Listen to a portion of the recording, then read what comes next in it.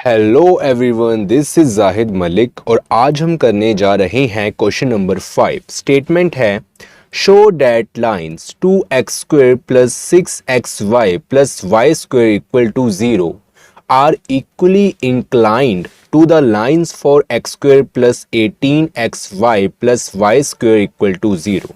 तो बच्चों, स्टेटमेंट हमें ये कहना चाह रही है कि हमने शो करना है कि ये हमारी पेयर ऑफ लाइंस इस पेयर ऑफ लाइंस के इक्वली इंक्लाइंड है। ठीक है बच्चों, तो देखें हम करते हैं इसका सॉल्यूशन। सबसे पहले जो बच्चों हमें गिवन इक्वेशन है उसको हम यहां पर लिख लेंगे।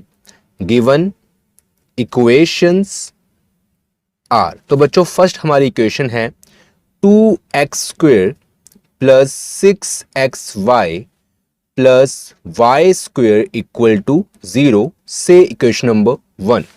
और बच्चों हमारी जो सेकंड इक्वेशन है and 4x² plus 18xy plus y square equal to 0 से इक्वेशन नंबर 2। अब बच्चों अगर मैं यहां पर डायग्राम बनाऊं, देखें ये हमारा x एक्सिस है, ये हमारा y एक्सिस है और बच्चों ये हमारा ओरिजिन है। सबसे पहले बच्चों जो हमारे पास सेकंड इक्वेशन है इसका मैं यहां पर डायग्राम बनाता हूं। मान लो बच्चों सेकंड इक्वेशन हमारी पेयर ऑफ लाइन होगी क्योंकि ये होमोजेनियस इक्वेशन है और बच्चों इसकी लाइन होगी OA और बच्चों सेकंड लाइन होगी OB।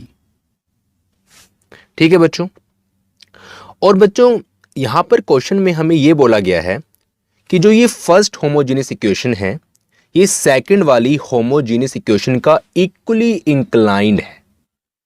ठीक है बच्चों, अब बच्चों मैं समझाता हूं कि इक्वली इंक्लाइंड का मतलब क्या होता है। तो बच्चों देखें, अगर मैं यहां पर फर्स्ट वाली इक्वेशन को यहां ड्रॉ करूं, मैंने बच्चों सेकंड इक्वेशन को पहले ड्रॉ किया क्योंकि बच्चों फर्स्ट वाली सेकंड का इक्वली इंक्लाइंड है, मतलब कि सेकंड वाली जो इक्वेशन है वो उसके अंदर होगी। ठीक है, तो बच्चों देखें अगर मैं फर्स्ट वाली इक्वेशन को यहां ड्रॉ करूं तो बच्चों इसको मैं डॉटेड लाइन से शो करता हूं। तो बच्चों देखें ये हमारी होगी OA डैश, ओके, और बच्चों ये हमारी होगी OB डैश, ओके, और बच्चों इन सब के बीच में कुछ एंगल बन रहा है हमारा, ओके। अब बच्चों इक्वली इंक्लाइंड का मतलब ये है कि अगर OA डैश और OA के बिटवीन एंगल को देखा जाए, वो वाला एंगल और OB डैश और OB के बिटवीन वाला एंगल वो इक्वल होना चाहिए। ठीक है बच्चों, इक्वली इंक्लाइंड का मतलब ये है कि जो हमारी अंदर वाली पेयर ऑफ लाइंस है वो बाहर वाली मतलब कि सेकंड पेयर ऑफ लाइन के साथ इक्वल एंगल बनाए, मतलब कि उसकी ये जो फर्स्ट लाइन है ये भी इसके साथ इक्वल एंगल बनाए और बच्चों ये वाली लाइन है ये भी इसके साथ इक्वल एंगल बनाए। तो बच्चों यहां पर हमने ये शो करना है कि angle AOA dash this is equal to angle BOB dash. तो बच्चों हमने ये प्रूव करना है। यहां पर इक्वली इंक्लाइंड का मतलब ये होता है, मैं आपको फिर बता रहा हूं कि जो फर्स्ट वाली पेयर ऑफ लाइन है जो कि OA डैश और OB डैश वो बच्चों दोनों साइड से यहां से भी और बच्चों यहां से भी सेकंड वाली इक्वेशन के साथ सेकंड वाली लाइन की इक्वेशन के साथ एंगल बनाए और बच्चों वो दोनों एंगल इक्वल हो। ठीक है बच्चों, तो बच्चों ये हमने प्रूव करना है, ये हमने प्रूव करना है, ओके। अब बच्चों एक बात और है कि यहां पर हम यूज करेंगे बाइसेक्टर की इक्वेशन। तो बच्चों बाइसेक्टर की जब हम इक्वेशन यहां पर यूज करेंगे और अगर बच्चों ये दोनों लाइंस मतलब फर्स्ट वाली जो लाइंस है सेकंड का इक्वली इंक्लाइंड है तो बच्चों इनका जो बाइसेक्टर होगा वो भी कॉमन होगा, इनका जो बाइसेक्टर होगा वो भी कॉमन होगा। तो बच्चों यहां पर मैं एक लाइन लेता हूं OD और बच्चों ये जो OD है ये OA OB का भी बाइसेक्टर है और बच्चों OA डैश और OB डैश का भी बाइसेक्टर है। आपको मैं फिर बता रहा हूं कि अगर टू लाइंस इक्वली इंक्लाइंड हो तो उनका बाइसेक्टर भी कॉमन होता है। ठीक है बच्चों, अब बच्चों हमने क्या करना है कि हमने फर्स्ट वाली लाइन और सेकंड वाली लाइन का बाइसेक्टर फाइंड करना है। अगर बच्चों इनका बाइसेक्टर कॉमन आ जाता है तो बच्चों ये हमारी कंडीशन प्रूव हो जाएगी। ठीक है, तो यहां पर बच्चों मैं यूज करूंगा बाइसेक्टर की इक्वेशन। तो बच्चों यहां पर मैं लिखूंगा now bisector of angle of lines 1 are. तो बच्चों जो हमारी फर्स्ट लाइन है इसका बाइसेक्टर क्या होगा, देखें यहां जो फॉर्मूला होता है वो होता है x square minus y square upon a minus b, this is equal to x y upon h. और अगर बच्चों मैं फर्स्ट वाली इक्वेशन को general form of homogeneous equation के साथ कंपेयर करूं तो बच्चों यहां पर हमारे पास ए की वैल्यू क्या आएगी, एक्स स्क्वायर का कोफिशिएंट 2, ओके। और बच्चों यहां पर हमारे पास h की वैल्यू क्या आएगी बच्चों, ठीक है, तो बच्चों 2h हमारा इक्वल होगा 6 के एक्स वाई का कोफिशिएंट। और बच्चों अगर मैं यहां से h की वैल्यू फाइंड करना चाहूं तो बच्चों हमारी वैल्यू आएगी 3। और बच्चों हमारे पास b की वैल्यू क्या आएगी, तो बच्चों b की वैल्यू हमारे पास आएगी वाई स्क्वायर का कोफिशिएंट, ठीक है, ये बच्चों हमारा है 1। तो बच्चों हमारे पास ए बी और एच की वैल्यूज आ गई। अब बच्चों ए बी और एच की वैल्यूज को मैं यहां पर पुट करूंगा इस फॉर्म में, तो बच्चों हमारे पास यहां पर इक्वेशन फाइंड हो जाएगी। तो बच्चों x square minus y square, a की वैल्यू बच्चों हमारे पास है 2 और बी की वैल्यू है 1, this is equal to x y upon h की वैल्यू है 3। तो बच्चों इसको हम सोल्व करेंगे आगे। तो बच्चों देखें x square minus y square upon 2 माइनस 1 1 and this is equal to x y upon 3। अब बच्चों हम करेंगे क्रॉस मल्टीप्लिकेशन। तो बच्चों ये हमारा बनेगा, देखें तो बच्चों यहां से हमारा बन जाएगा, ये देखें 3 को हम ऊपर वाले साथ मल्टीप्लाई करेंगे तो बच्चों ये बन जाएगा 3x square minus 3y square equal to 1 को हम एक्स वाई के साथ मल्टीप्लाई करेंगे बच्चों तो ये बन जाएगा एक्स वाई, ओके। और बच्चों उसके बाद अगर मैं एक्स वाई को ट्रांसफर करूं लेफ्ट हैंड साइड में तो बच्चों हमारे पास ये इक्वेशन बनेगी 3x स्क्वायर, एक्स वाई है तो बच्चों माइनस एक्स वाई, और बच्चों ये माइनस 3y स्क्वायर हमारा एज इट इज रहेगा। तो बच्चों ये हमारा बाइसेक्टर आ गया इक्वेशन नंबर 1 का, ठीक है। तो बच्चों इसको हम क्या लेते हैं, से इक्वेशन नंबर 3। अब बच्चों हम फाइंड करते हैं सेकंड इक्वेशन का बाइसेक्टर। तो बच्चों उससे पहले अब इतना नोट कर लें। सो स्टूडेंट्स हमारे पास इक्वेशन नंबर 1 का बाइसेक्टर आ गया था, इसको हमने कहा से इक्वेशन नंबर 3, ओके। तो बच्चों ये है 3x square minus x y minus 3y square equal to 0। अब बच्चों हम इक्वेशन नंबर 2 का बाइसेक्टर फाइंड करते हैं। तो बच्चों यहाँ हम लिखेंगे नाउ बाइसेक्टर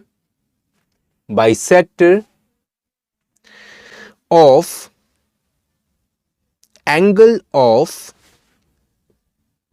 लाइंस 2R। तो बच्चों इसका हमारा फॉर्मूला होगा वही formula x square minus y square upon a minus b, this is equal to x y upon h.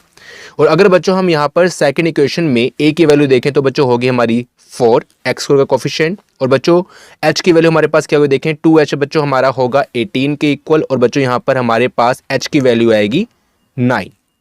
और अगर बच्चों हम यहाँ पर b की वैल्यू देखें तो बच्चों b की वैल्यू होगी वाई स्क्वायर कोफिशिएंट, वो है 1, ओके। अब बच्चों मैं यहाँ पर सारी वैल्यूज को पुट करूंगा तो बच्चों x square minus y square हमारा एज इट इज रहेगा, a बच्चों हमारा 4 है और बच्चों b हमारा 1 है, this is equal to x y upon h. और बच्चों h की वैल्यू हमारे पास क्या आएगी 9।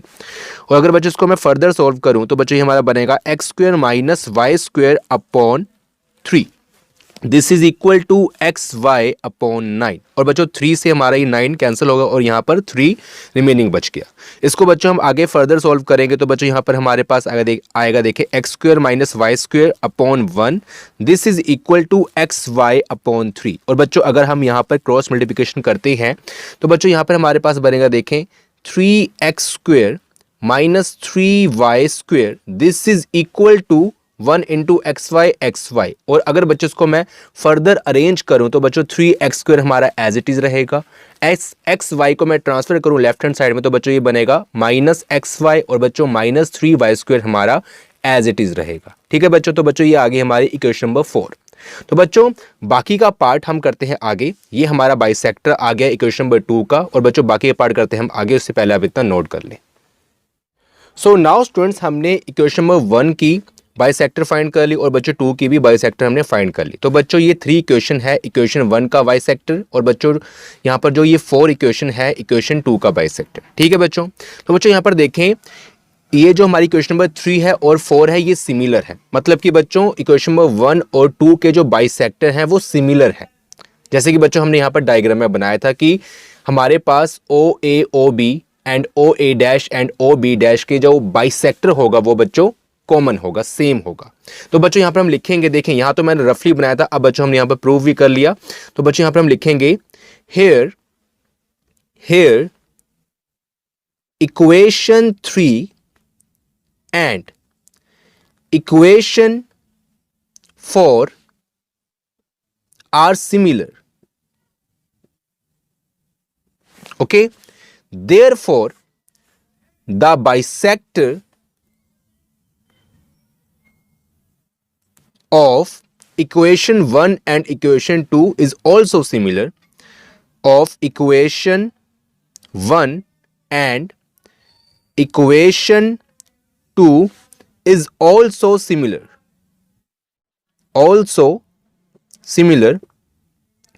तो बच्चों यहां पर हम लेट कर लेते हैं, therefore let OD be the bisector of equation 1 and equation 2। तो बच्चों यहां पर हमने लिखा है कि जो इक्वेशन नंबर 3 है और 4 है ये सिमिलर है, इज सिमिलर। ओके, आर ये ठीक है, आर सिमिलर। तो बच्चों ये जो इक्वेशन नंबर 3 है और 4 है ये बाइसेक्टर हैं इक्वेशन नंबर 1 के और 2 के। तो बच्चों इससे हमें ये चल गया पता कि जो बाइसेक्टर होगा इक्वेशन 1 का और 2 का वो भी सिमिलर है, क्योंकि ये दोनों बाइसेक्टर ही हैं। और बच्चों इसलिए हमने यहाँ पर लेट कर लिया कि जो OD है ये इक्वेशन नंबर 1 और 2 का कॉमन बाइसेक्टर है। तो बच्चों अगर कॉमन बाइसेक्टर हुआ तो बच्चों यहां पर हम ये लिख सकते हैं, देखें सबसे पहले बच्चों हमने OA एंड OB लाइन को देखना है, मतलब कि हमने सेकंड इक्वेशन को देखना है। ये OA एंड OB जो लाइन है, पेयर ऑफ लाइन, ये सेकंड इक्वेशन की है।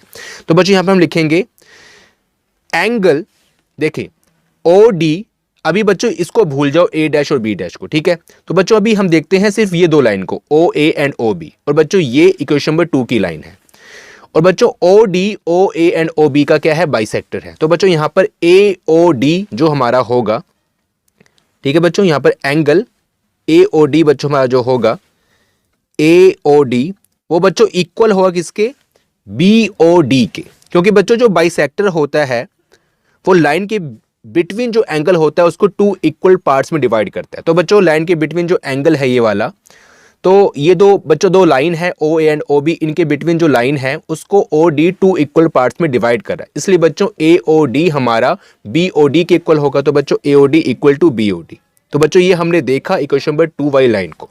अब बच्चों हमने यहाँ पर चेक करना है एंड हमने यहाँ पर बच्चों चेक करना है इक्वेशन नंबर 1 वाली लाइन को। और बच्चों इक्वेशन नंबर 1 की लाइन है OA dash and OB dash. तो बच्चों यहाँ पर OA डैश और OB डैश का भी क्या है, बाइसेक्टर है, मतलब कि इनके बिटवीन जो एंगल है उसको भी OD 2 इक्वल पार्ट्स में डिवाइड कर रहा है। तो बच्चों यहाँ पर A dash OD and B dash OD भी इक्वल होंगे। तो बच्चों यहाँ पर हम लिखेंगे A dash OD this is equal to B dash OD। Okay, अब बच्चों हमने क्या करना है कि ये जो हमारी फॉर्म है इसको हम क्या लेते हैं, से 5 एंड 6। ओके, अब बच्चों हमने आगे क्या करना, देखें सब्ट्रैक्ट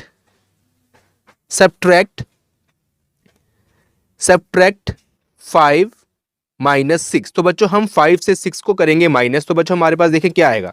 तो बच्चों यहां पर हमारे पास आएगा angle AOD minus angle A dash OD this is equal to angle BOD minus angle B dash OD। तो बच्चों हमने क्या किया, इसका जो लेफ्ट पार्ट था उसको सब्ट्रैक्ट कर दिया, उसका जो राइट पार्ट था उसको सब्ट्रैक्ट कर दिया। ओके, तो बच्चों अगर हम एंगल AOD में से A डैश OD सब्ट्रैक्ट कर दे, देखें AOD में से A डैश OD मतलब इतना पार्ट अगर हम सब्ट्रैक्ट कर दे तो बच्चों हमारे पास बाकी क्या बचेगा, देखें A और A डैश बचेगा। तो बच्चों इसकी प्लेस पर मैं यहां पर लिख लेता हूं एंगल AOA डैश। ठीक है बच्चों, हमने AOD में से ए डैश ओ डी हमने सब्ट्रैक्ट कर दिया तो बच्चों हमारे पास रिमेनिंग एंगल क्या बचा, A O A dash, this is equal to, और अगर बच्चों हम एंगल बी ओ डी में से देखें, बी ओ डी में से angle B dash O D, B dash O D मतलब इतना पार्ट्स अगर बच्चों हम सब्ट्रैक्ट कर दें तो बच्चों हमारे पास रिमेनिंग क्या बचेगा, बी ओ बी डैश। ठीक है, और बच्चों यही हमने यहां पर क्या करना था, देखें A O A dash, angle A O A dash, angle B O B dash, और बच्चों यही हमने यहां पर शो करना था। तो बच्चों यहां पर हम लिख सकते हैं hence the proof, hence the proof. So student I hope कि आपको क्वेश्चन नंबर 5 समझ आया होगा, और अगर आपको इस वीडियो से कुछ बेनिफिट हुआ हो तो प्लीज वीडियो को लाइक करें, अपने फ्रेंड्स के साथ इस वीडियो को शेयर करें, और अगर आपने अभी तक हमारे चैनल को सब्सक्राइब नहीं किया तो प्लीज सब्सक्राइब कर लें। Thank you so much, bye, मिलते हैं फिर नेक्स्ट वीडियो में।